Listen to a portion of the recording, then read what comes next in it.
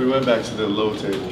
We did go back to the low table. There's been I can't tell you how much consternation there's been about, like, do we raise the table and keep the chair low? Do we raise the table and raise the chair? Do we keep the table low and raise the chair? So many variables, and this is not an easy job, guys, I'm telling you. So we're going to try this today. We'll see how the press conference goes. We might have to change it up next time. Unbelievable effort by John and his group. This is a really proud Bucknell program. They've done a great job to start the season. They've had a really brutal road trip. This is their third road game in a row. And they played really hard, played with a ton of guts, and really helped us tonight have a great game, a great atmosphere, and for us to get challenged to get better. So really great for them. They're gonna have a terrific season. I'm a big fan of his, and he's a great coach. It's been fun to watch them. We're proud of our guys and what they accomplished tonight. And let's do it. Let's take some questions.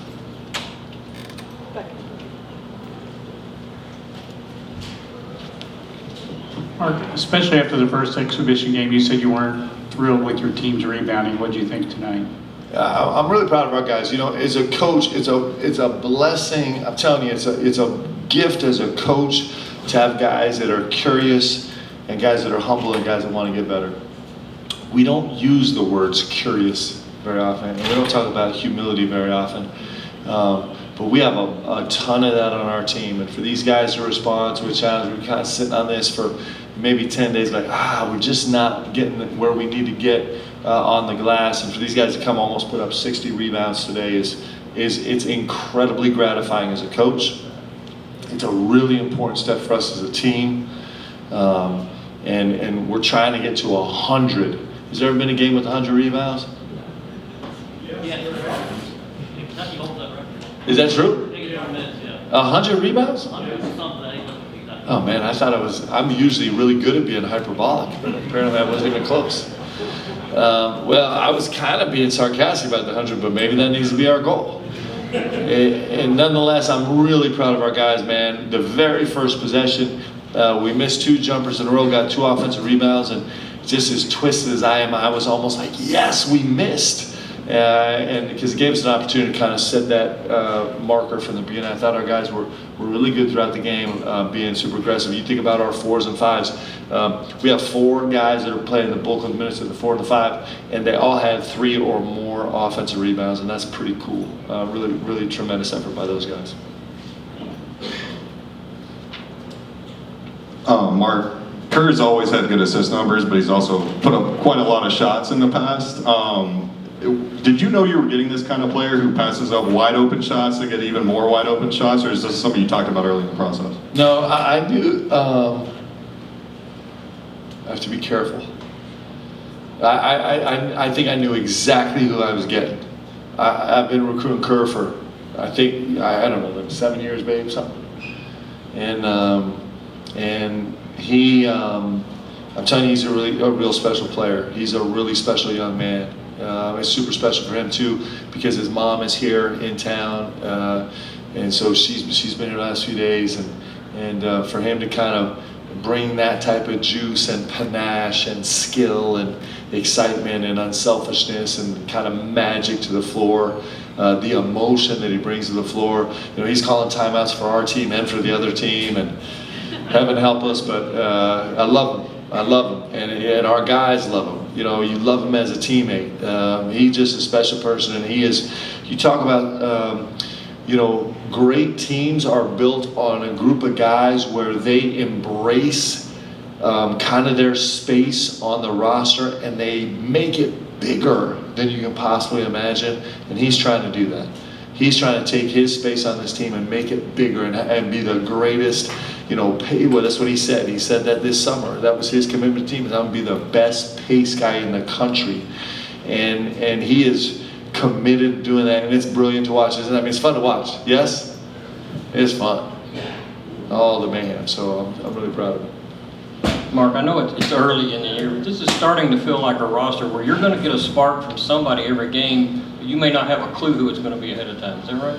Yes, and the game is going to take, when you have guys that are about winning, then you have the luxury of letting the game, of reading the game and figuring out what the game's telling you and how you're going to actually attack the game.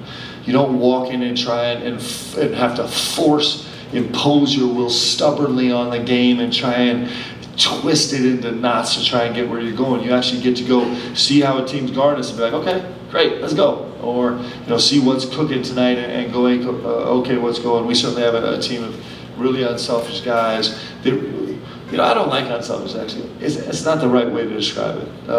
We have a group of guys that love each other. They love walking in this gym in front of BBN. They love putting a Kentucky jersey on their chest.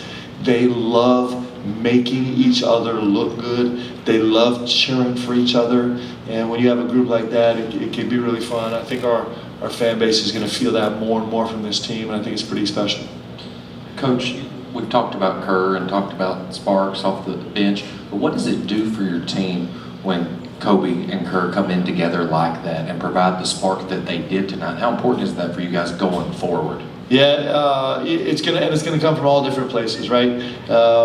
We have so many guys that can be major contributors. Kobe was ridiculous again tonight. I mean, I told you guys all summer he's the most efficient player in college basketball. He's a 1.818. Is it 8.18? What is 20 divided by 11? Is it a 1.81 or 1.82? Talking about us three. His points per possession? Who's got a calculator? What's 20 divided by 11? I should know this. I'm embarrassed, actually. I can't. Is 1.8 what? 1.81. 1.18 or 1.8? 1.81. So it's 1.82 then. Don't cheat, my guy. He's a 1.82 points per possession, guys. If you don't know analytics, that's sick. That's crazy. On 14 shots to be a 1.82 is pretty fun. He's just like a maestro, and he's having fun right now. And I'm really proud of Kobe because he is, like all of our guys are trying to figure out their space and how they fit and if it's going to really work or not. And he's kind of boldly committed to like going and loving this game as much as he can. He's sort of put together back-to-back games where he's been really special. But that's who he is. 1.18, guys. 1.18 on 14 shots. You know how hard that is to do? It's incredible. It's awesome. Mark Bucknell. You guys are not feeling me. I'm getting blank stares. Okay, go ahead. Bucknell's coach, he wouldn't admit it, but this had to be one of the biggest games of the season for him, maybe for a couple of seasons. Brings his team in, you've got to match his energy level, and you talk about controlling emotions and regulating limbic systems and such. Knowing your team, how good are they in being able to ratchet things up or down? That's going to come into play on Tuesday night. Yeah, and hopefully we're never ratcheting up or down. Meaning hopefully we're kind of coming, you're right.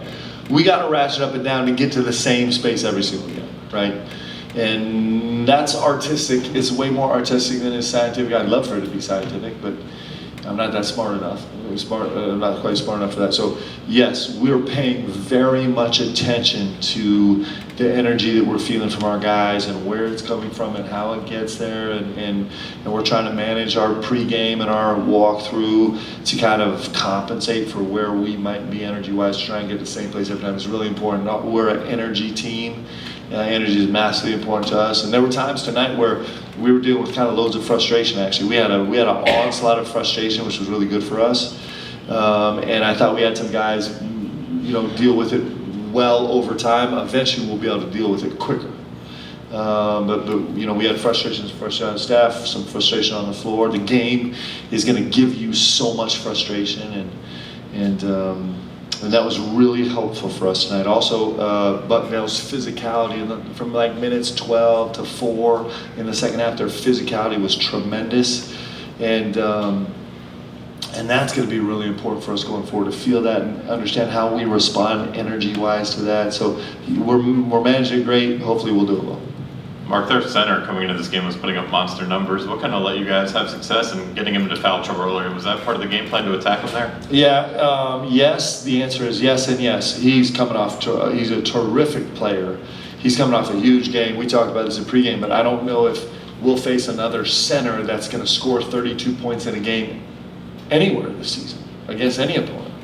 There's not a lot of centers doing that. And he's really capable. He's a really skilled. He's a veteran player. He's had he's one of the highest usage guys in the country, so he's getting a ton of catches to work with, so he's got a lot of experience that way. And I thought Mario Williams started the game brilliantly on both sides of the ball. We wanted to attack really quick, and they were paying attention, so we got some trail 5 ISOs, and then they responded to that better later by just sending massive crowds. We didn't handle that well, but and then on the defensive end, his bailout is kind of catching this bull's head post catch and be able to face up and space the floor and go to work. And Amari was unbelievable at a couple things. One, he would not let him get to his chest. He's so good at getting to your chest, and then once he gets to your chest, he can really spin through your body. Amari refused to do that. Amari was unbelievable with his arm bar, keeping space, and then he was unbelievable about catching the move, and making this a game about his feet and not about his length and height. He was unbelievably focused. He did a great job against a terrific player. Mark, I know you talked the last game about Travis and Trent will find their way eventually. But I'm curious, it really goes for any freshman. They're used to playing every game their whole lives. How hard is it when you do get a chance not to try to overdo something and to adjust to that role? It's hard. It's really hard. It is one of the great challenges of your life as an athlete, to kind of be there in it and then come in and play really important minutes.